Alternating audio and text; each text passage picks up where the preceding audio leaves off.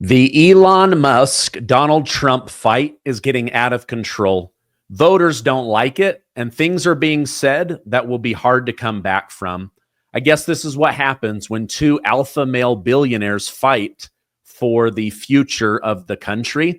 I want to know from you guys, which side do you pick, Elon Musk or Donald Trump? Let's jump into the news. President Trump officially reinstated and expanded his travel ban with enforcement beginning on June 9th. Building on his first-term policy, the new order restricts entry from 19 countries, citing national security threats and inadequate foreign vetting systems.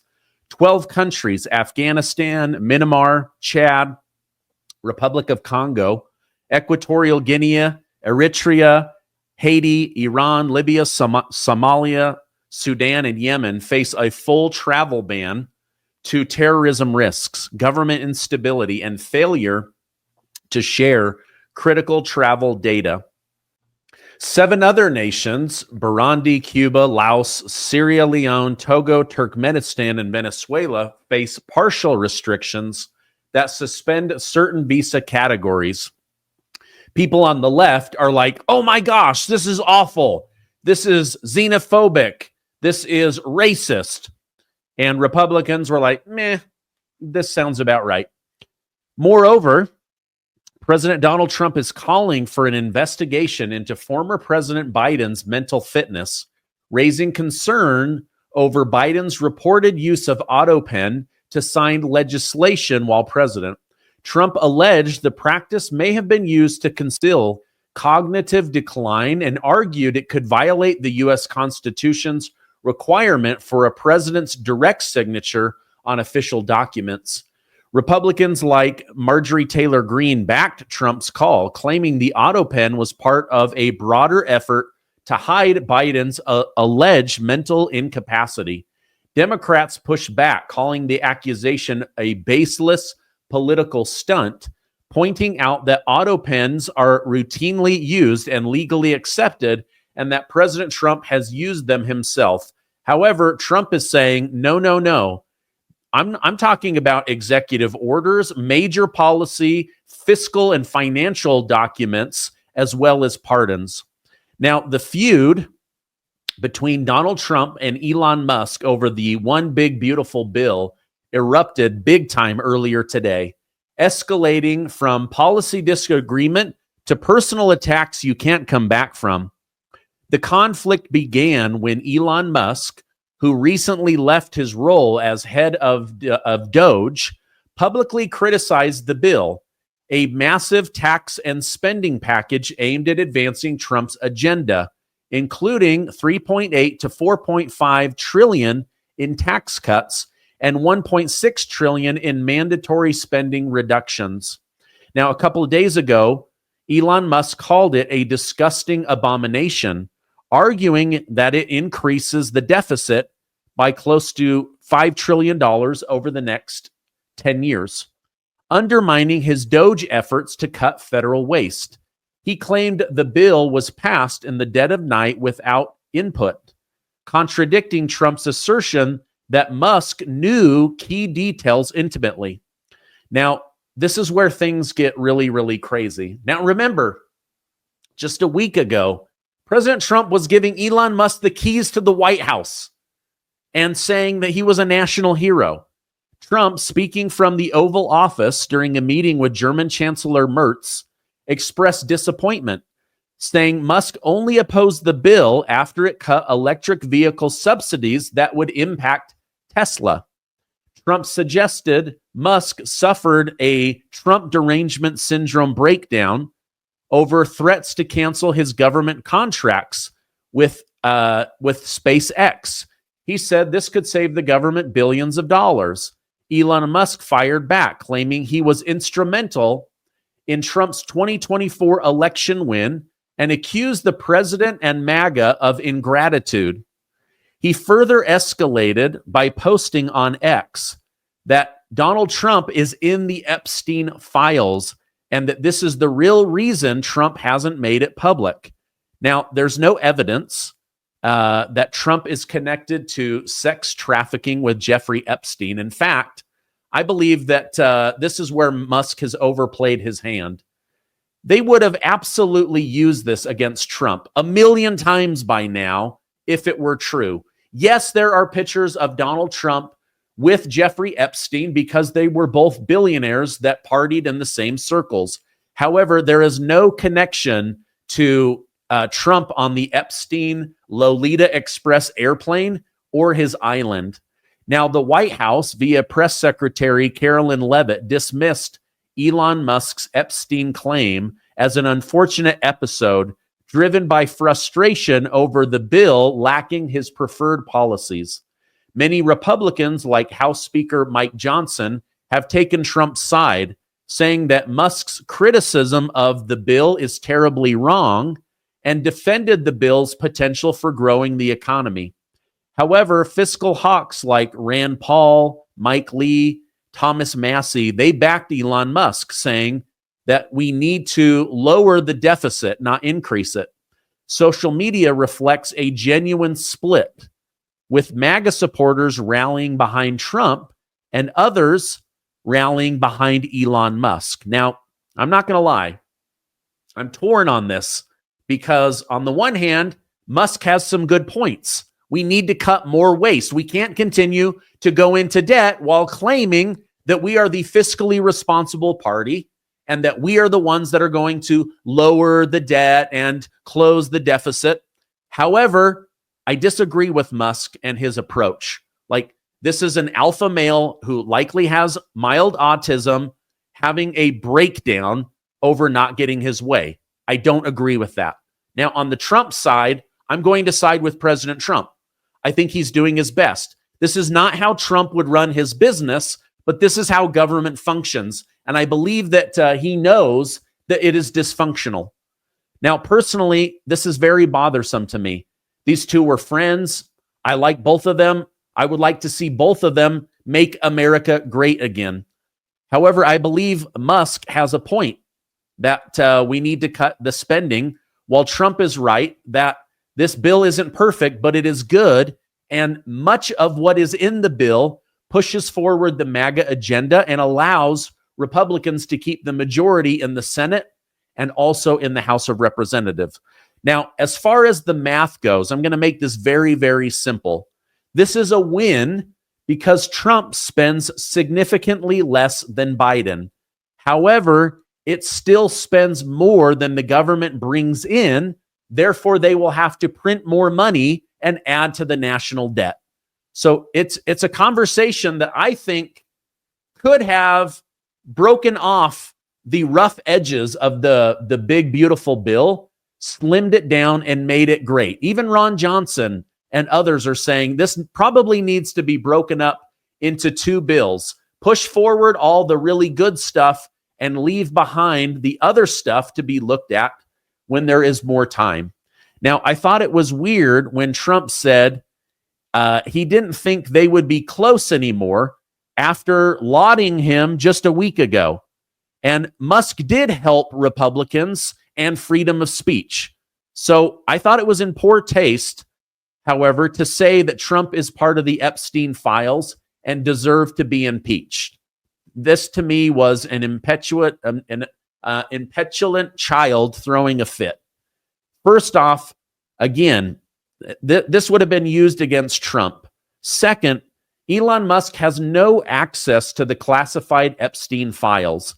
Third, if you knew that Trump was a pedo hanging out with Jeffrey Epstein, why did you let your child be around him so much? So again, none of this makes sense.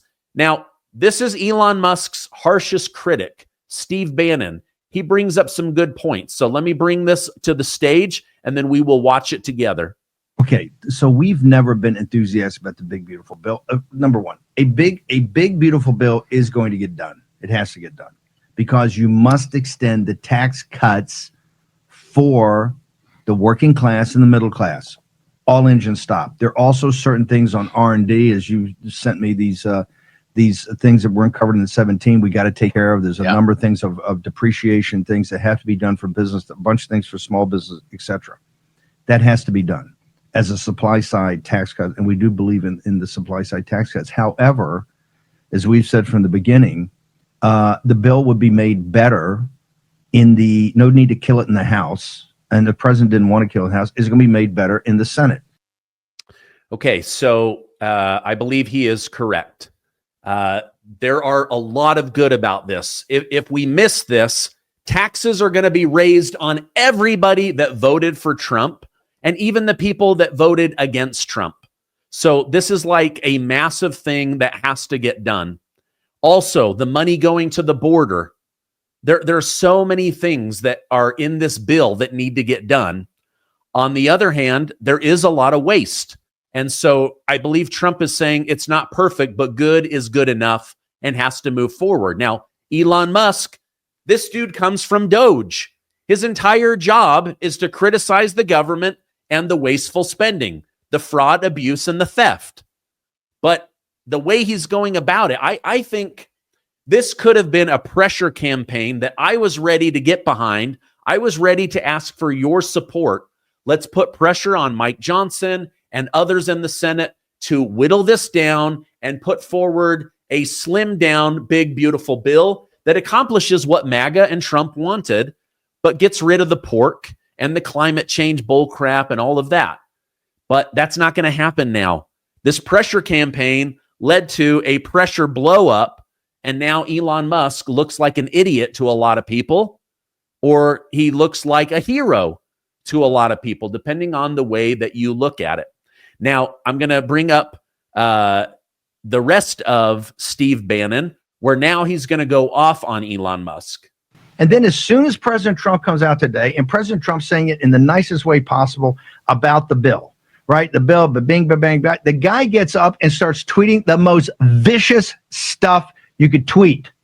So all the fanboys defend this. He accused President Trump of basically being a group with those pedophiles on the island. He called for the president to be impeached and J.D. Vance to take his role. As hard as we've worked in all the years that we've worked and this audience has worked, some punk is going to sit there and go, he should be impeached. And hey, as sure as the turning of the earth, if those progressives rub up on him and say, hey, they're never going to buy the Teslas, we're going to buy the Teslas, they rub up on him, he'll write a $500 million check for Hakeem Jeffries. He'll be across the thing looking to impeach President Trump, looking to help steal the 28 election, looking to imprison President Trump. So here's my point.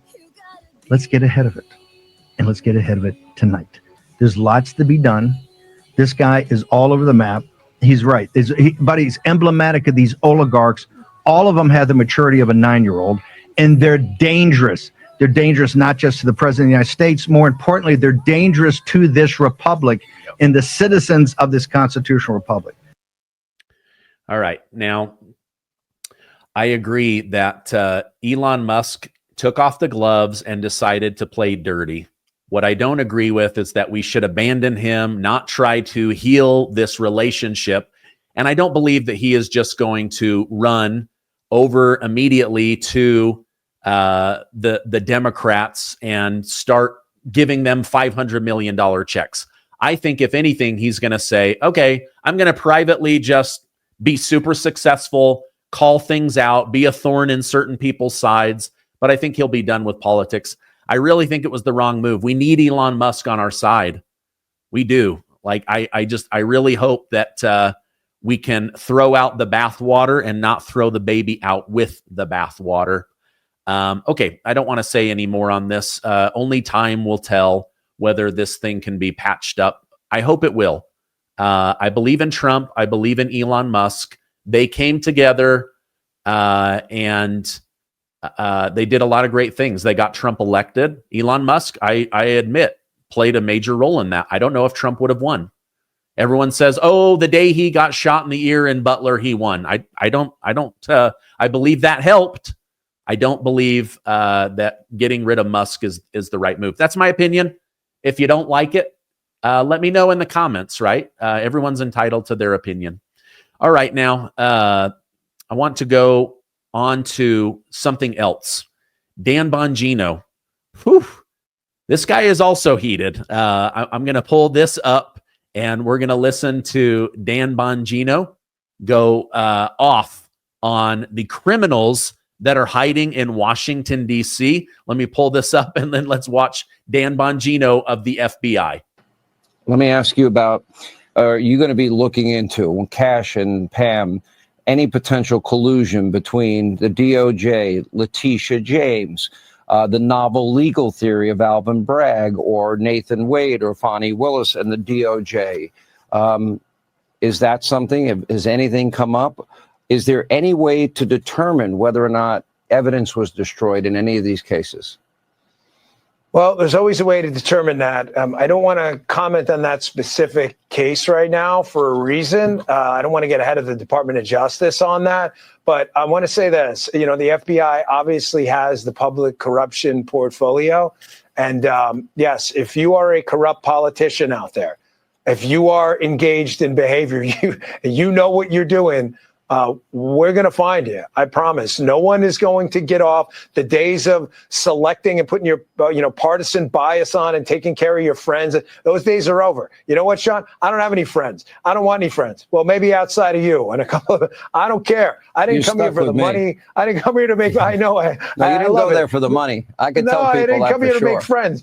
I don't give a damn about friends. I don't have any friends. I don't want any friends. I got my wife, I got you, and I got a small crew of people. So I don't need any friends. If you want a friend in DC, get a dog. We're coming for you. That'll help. Yeah, exactly. You want a friend in DC, right? Go get a Labradoodle like I have, because there are no friends in DC. You've been doing this for 30 years.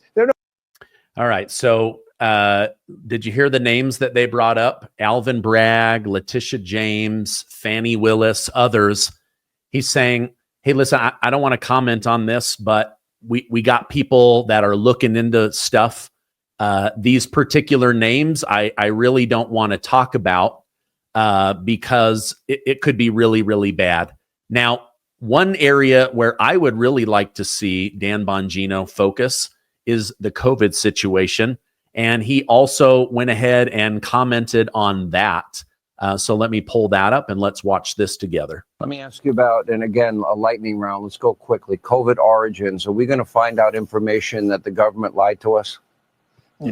Damn right you are. We're all over that. The minute I got in there in that job, I said, hey, they purposely lied to the American people. They purposely lied to us.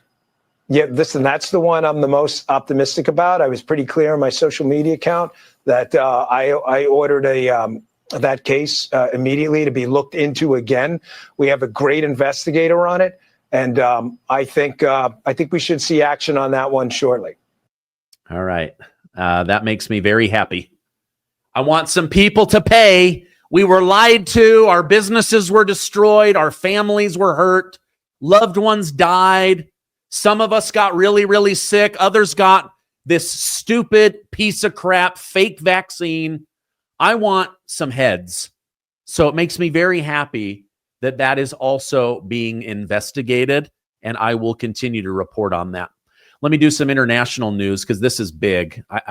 It breaks my heart that I'm going to be reporting on Ukraine being buried in missiles soon. But Ukraine has issued a stark warning to the Trump administration. Russia is preparing for a major new offensive this spring. Citing fresh intelligence, Ukraine Foreign Minister Audrey Sibaya said Moscow is ramping up military production and troop mobilization with support from North Korean ballistic missiles and Iranian-made drones. The goal, he warned, is to intensively strike Ukraine's energy infrastructure and urban centers. Sibaya called on the United States to maintain robust military aid, stressing that a Russian breakthrough could put NATO allies at risk. The warning comes as concerns grow in Kiev over President Trump's push for a rapid peace deal, which some Ukrainian officials feel may tilt in Moscow's favor. Ukraine emphasized that continued U.S. support, particularly advanced air defense systems and long-range weapons, is essential for holding the line. So let me get this straight. President Trump called for peace, and you said, okay, let's do it. Then you did a hit 2,000 miles into Russia with the CIA and NATO purposely keeping President Trump in the dark. Then a few days later, you blew up an important Russian bridge. And now you're saying you're worried about a massive missile revenge attack from Putin? Of course, that's what's going to happen. And you're saying the only way to defend against that is more American taxpayer money. You guys made your bed. You're going to have to lay in it. Trump has tried to end the war. He has tried to end the killing. And what do? You do secret military missions that you know he would have said no to. And then what do? Now you're begging for money. I pray that Trump turns off the money hose. This was an operation to drag America into war, to use sympathy and fear to extract money from us. This is a scam. I do not look forward to reporting on Russia burying Ukraine in missile debris, but that is what is going to happen. Even President Trump confirmed, I had a 1.5 hour call with Putin. I'm going to speak to you directly. They will retaliate. There is going to be a revenge attack. Putin says we have to respond. So it brings me no joy to share this with my community. But at the same time, no more money. Why should I have to pay for you guys continuing to provoke and poke the Russian bear? It's bad news. Let me know in the comments. Do you want any more of your money to go to Ukraine after they do secret military missions, keeping President Trump in the dark? I say no. Let's end this thing. Cut off the money and the war will end very, very quickly. If you don't, why would Russia believe Trump when we continue to give them money and missiles and attack them? It makes no sense. All right, let me know what you guys think in the comments. I always love hearing from you. Do you want any more money going to Ukraine after this secret keep Trump in the dark mission? What do you guys think? Is Trump connected to Epstein? I don't buy it for a minute. Can Elon Musk and Trump bury the hatchet and move forward together to make America great again? I don't know. I want to hear from you guys. If you could, give this video a like, hit that subscribe button, stay amazing, and I will see you on the next video.